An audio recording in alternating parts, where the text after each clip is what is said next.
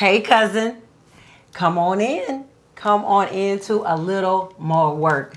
Listen, cousin, we are on our fifth episode, and today we have one of our favorite cousins in the building. Our favorite cousin pulled up on us. He's not just any cousin, but this cousin, he's been playing the piano since he's been 6 years old. He's a producer, songwriter, he's an MC. He even got the keys to Sacramento. Listen, he has toured the world. He has done many plethora of things. Been on Tiny Desk. You've seen him on Sway in the morning. Y'all put y'all hands together for one of my favorite cousins, the Philharmonic. Thank you. Thank you, Phil. For having me on the podcast. I'm excited. Yeah. Man, I'm so excited that you're here. Listen, I just need a pause because I love the opportunity that I get to do like this for you and for myself because we share spaces creatively. And now we get to share a space where we get to actually see who's behind the music, the man behind the music, the lyricist, the songwriter. So let's just start. How you doing? How you feeling? Doing really good. I'm glad this is happening early in the morning. I think as I've gotten older, I've been wanting to be more of a morning person. Okay. Because, I don't know, there's a lot of tranquility and peace in the morning and quiet and being able to really start my day routine. So I appreciate the time of it. Yeah, absolutely. So I like that you was talking about kind of like starting your day. So what does that look like for you? When you start your day, how does that look for you? Well, I mean, for most days, I don't like getting out of bed immediately. I like it to be a process, a slow process. So I might stay in bed for like 15 to 30 minutes just to get my body ready to go from horizontal to vertical. Right.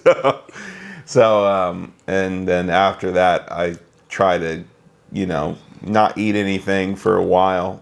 Just start off the day with water, in my 20s, I felt that I just lived a hedonistic lifestyle. Right. Now I realize I'm getting older, so I should probably take care of the vessel I have so I can live the longest, most fulfilling life possible. Yeah, I love that. Yeah. You said something very powerful, drinking water. I had my water this morning. I feel like when I start my day drinking water, I feel like my skin even feels better. Yeah. I feel like I'm ready for life.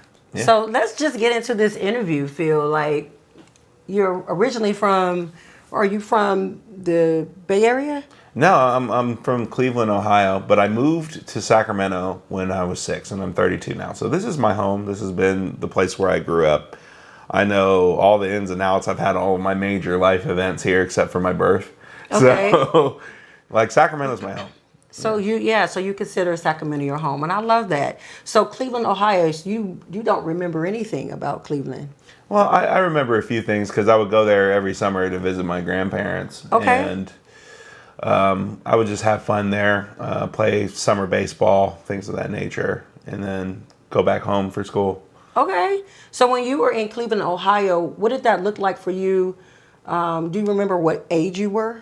Yeah. When you first started kind of going back and forth? Yeah, so it literally happened as soon as we moved here. Okay. And like every summer, after school, I would just go back to Cleveland and hang out with the grandparents for a while. Okay. So when you were, let's just say when you were like 6 years old at that time? Yeah. Okay. So your inspiration of music, do you feel like you feel more inspired in Cleveland or in Sacramento? In my younger years in Cleveland, absolutely. Okay. My grandfather, he was a videographer for ABC, and my grandmother, at the time, she would expose me to a lot of music while my grandfather was at work, and so, we would run errands, and I would be listening to Christopher Cross, Luther Vandross. Stevie Wonder was actually the first CD. The Definitive Collection was the first CD that I ever got bought for me. And we bought that at the Rock and Roll Hall of Fame, I remember, and I still remember how that CD looks. Wow, so. That's amazing.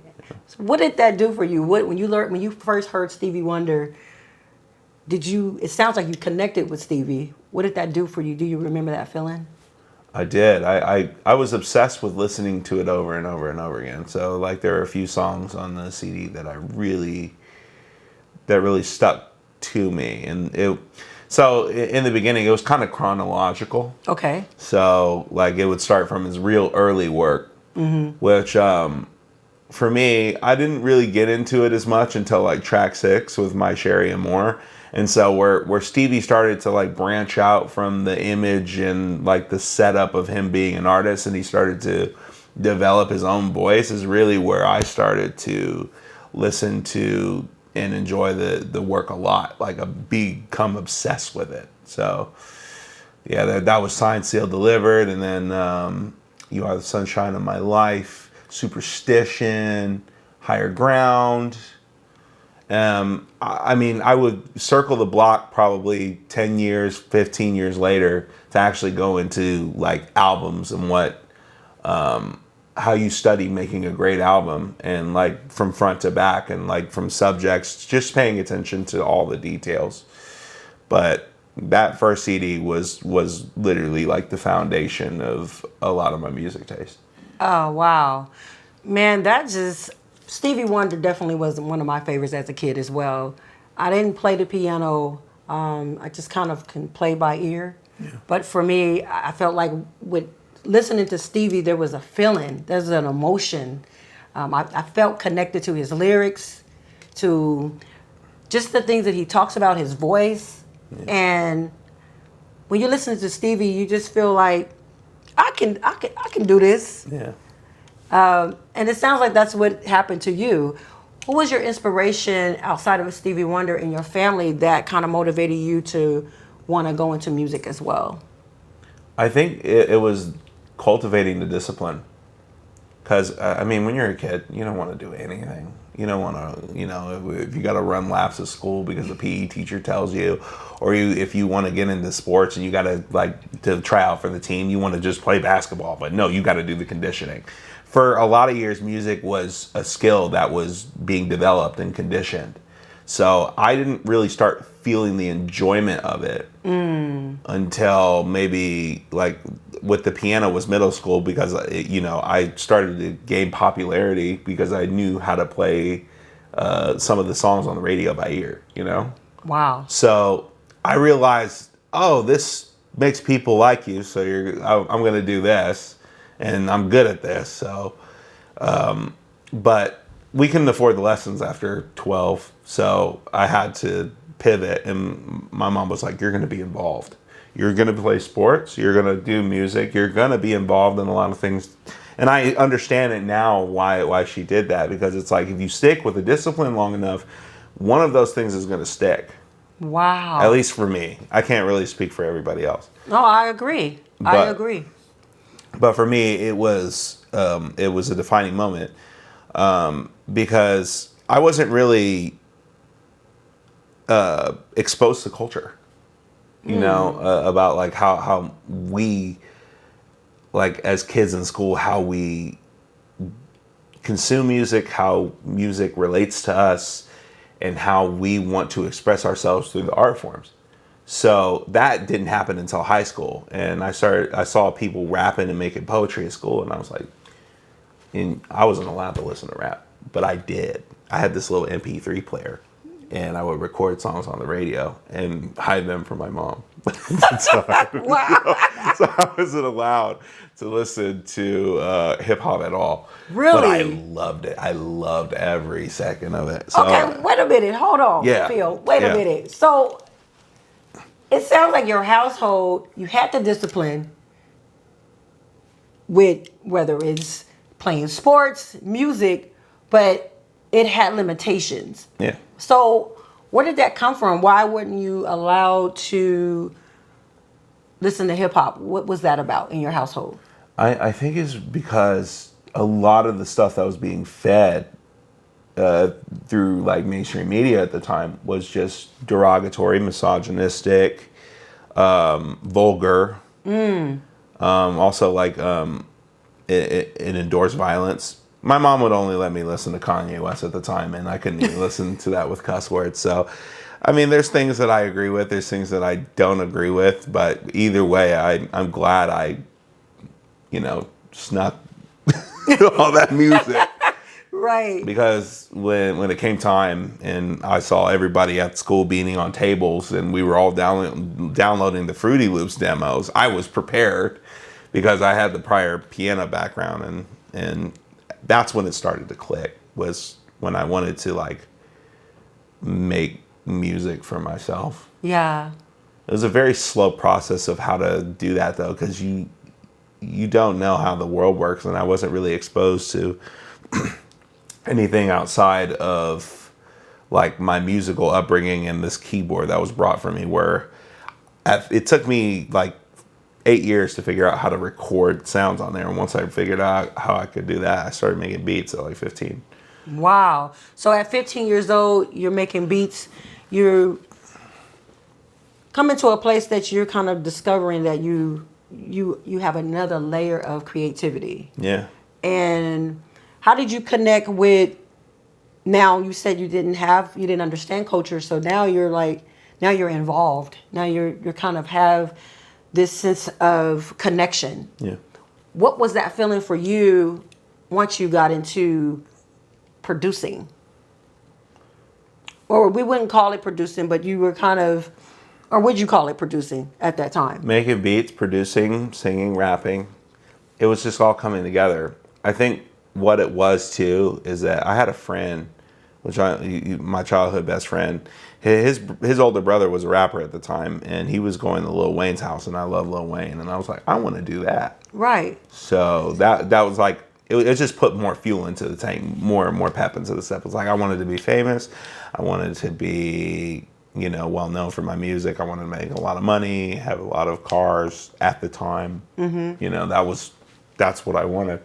And so I realized that's how people started to like me, was through music.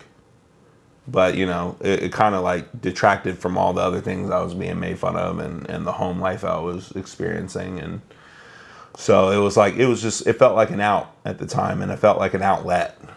Wow. Yeah. Yeah. So let's just, I love the fact that you were able to be honest about music. When you're in the space of music, it's kind of a way to escape. Yeah. Sometimes it's our savior. It becomes a place that kind of like, this music saved my life in this moment because this was going on in my home, or this was going on in my school. Do you mind sharing what was kind of like, what did that look like for you at that age? What was happening at that time in your life that you were like, man, this is the reason why I'm so drawn to music? Yeah. Yeah. Well, I had an abusive childhood, not from my mom's perspective, because she took care of us, but like some of the people that came into our lives were very abusive. So I would experience that at home, and then I would get made fun of a lot at school. And so like being, which I want to thank my teacher for, like opening the doors to let me make beats during the time really helped me continue on the path, to have an outlet, to have a focus from it. Mm-hmm. I mean, like, it did save my life at the time, because God knows, like, I think when you have all of those forces and resistance coming against you, but it's life, I think if I didn't have an outlet, I wouldn't be the person I am today.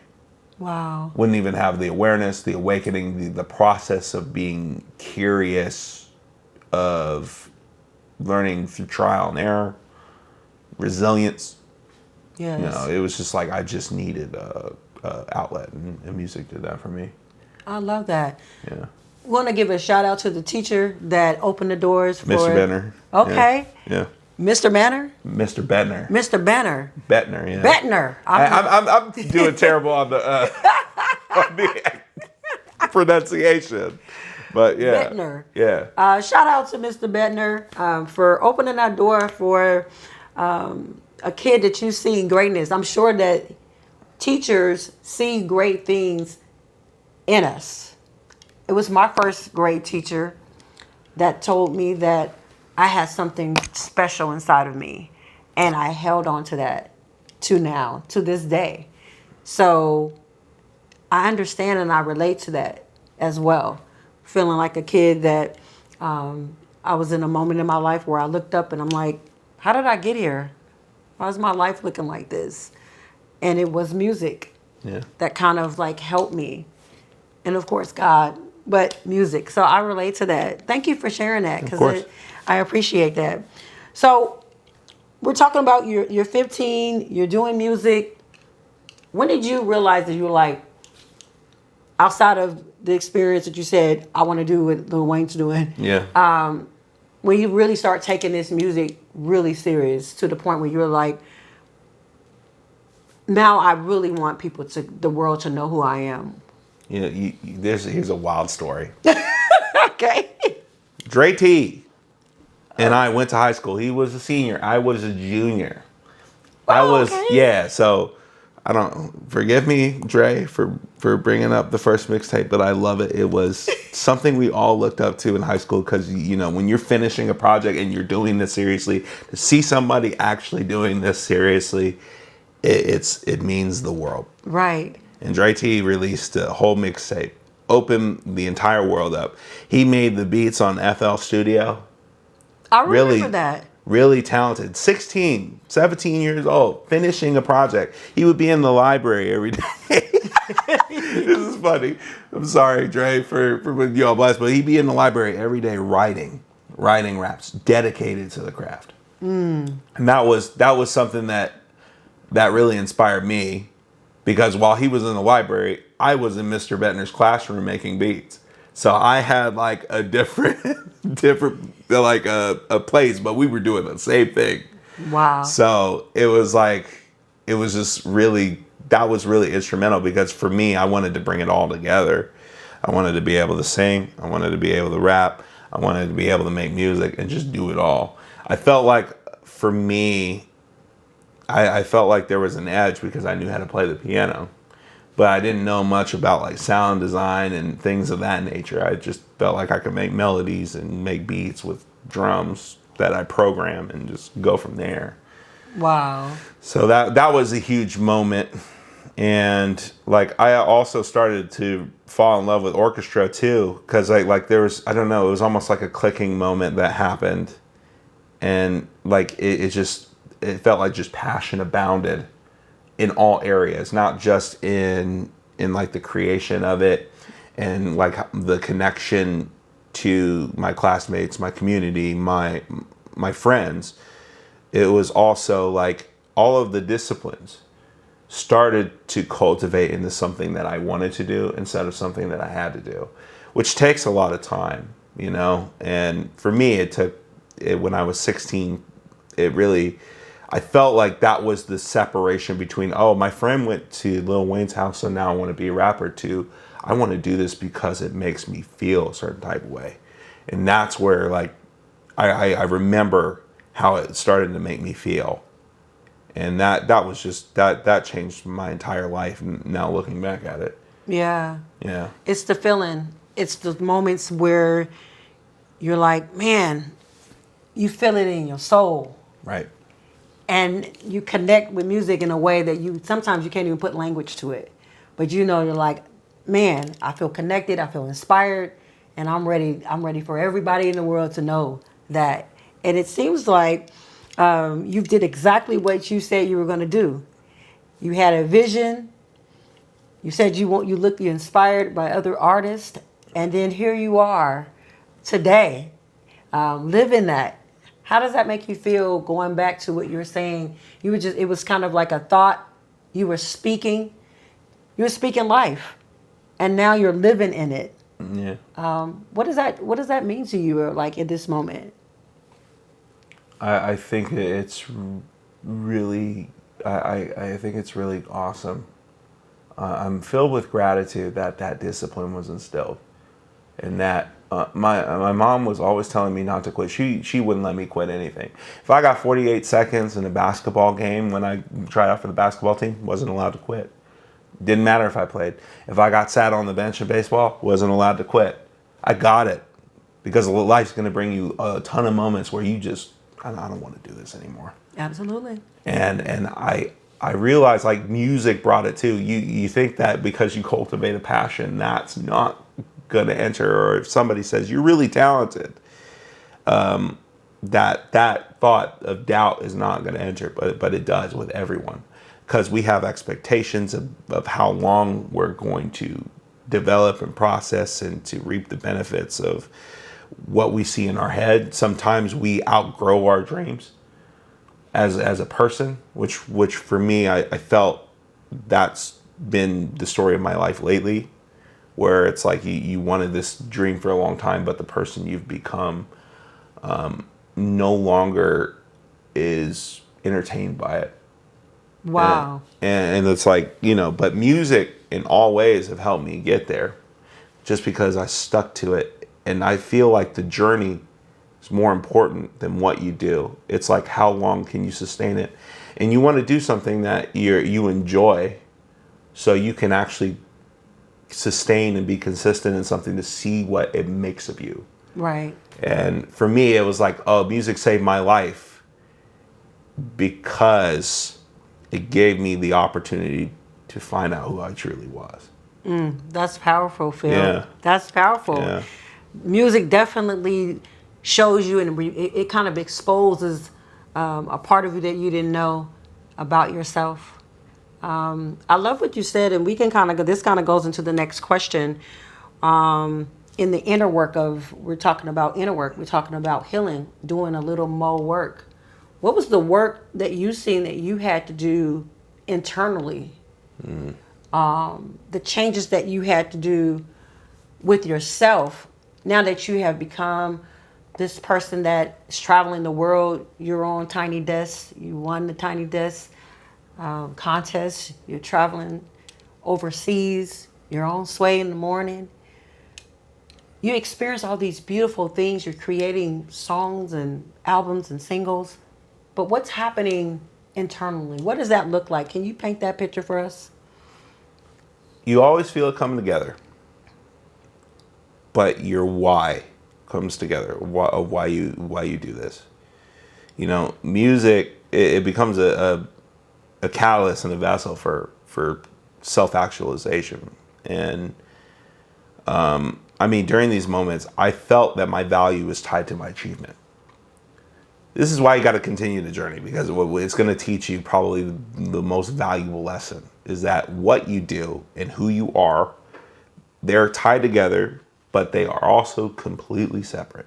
And for me, I felt like, I needed to prove it to the world that I'm good enough as a rapper. I'm good enough as a producer. I'm good enough because of like all the traumas that I felt as a child. So I had something to prove.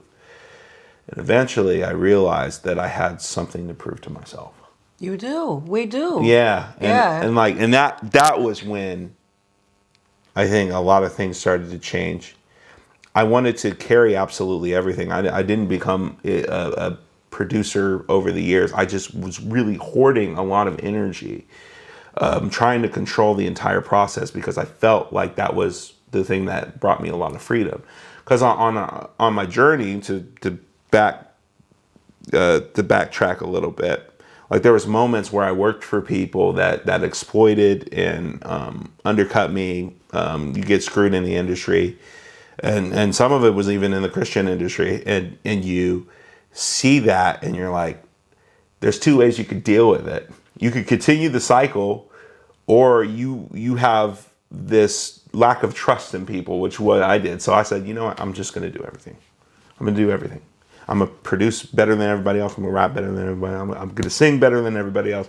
I'm just going to do it all. Right. But I'm going to do it ethically. I'm not going to exploit people, And so for me, I wanted that freedom, and I wanted to also not feel like I was just operating in survival mode because I had all of these people I had to think about.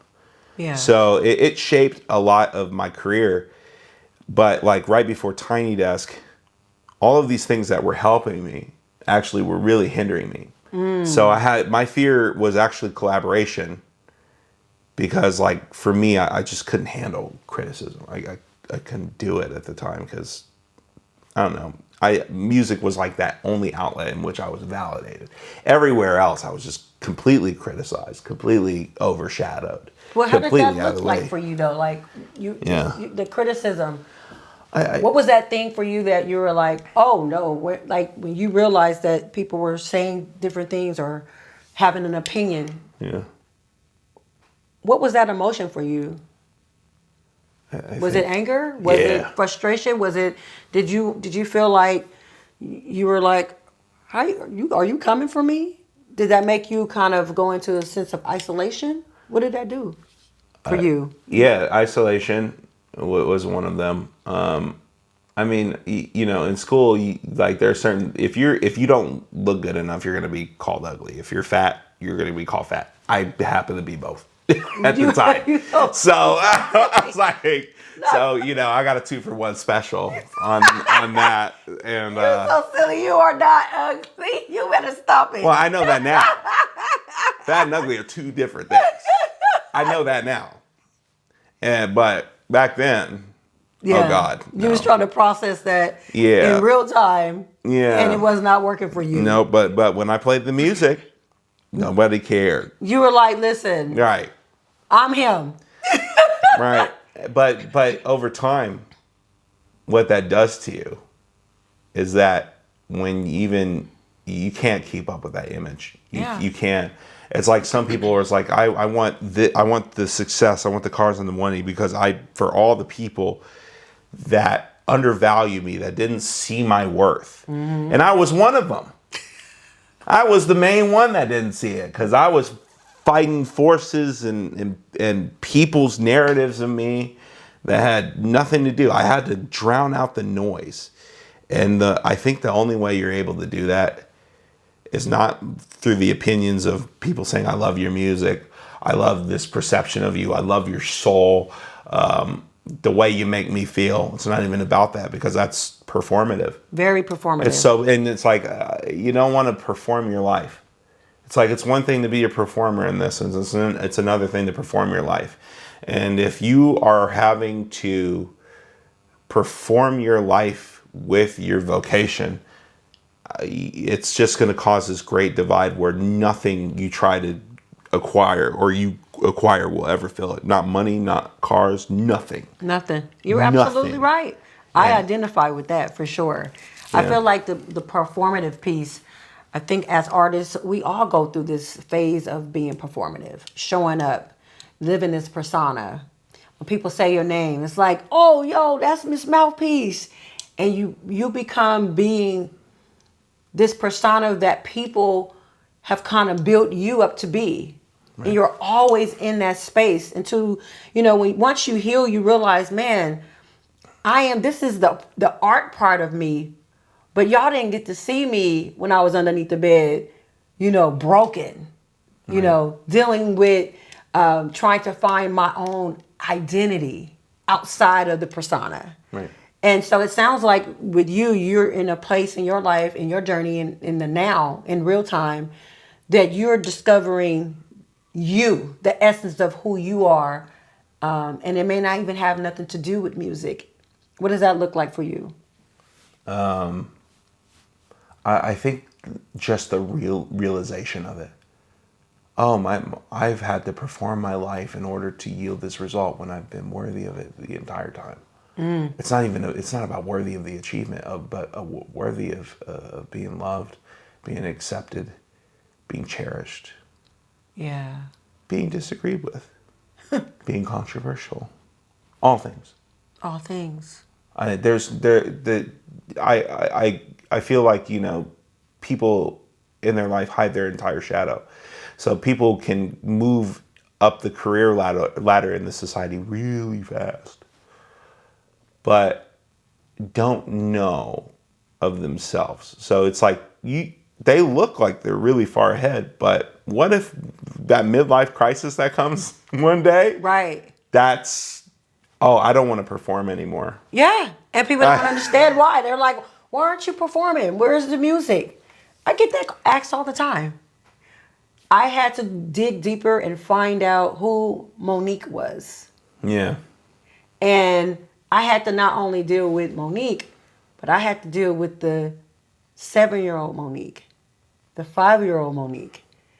So I know that you have related to that, like having to talk to that inner little boy in you, that 6-year-old when you were kind of like going through all the things that you went through, the trauma part, that still stays with you.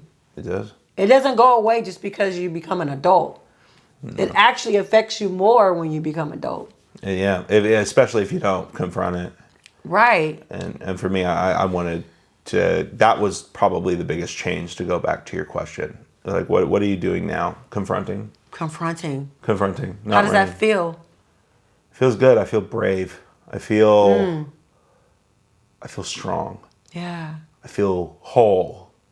I don't feel like I have to hide a part of myself in order to get that. Because, as I started to evolve and to grow, my version of success changed a lot.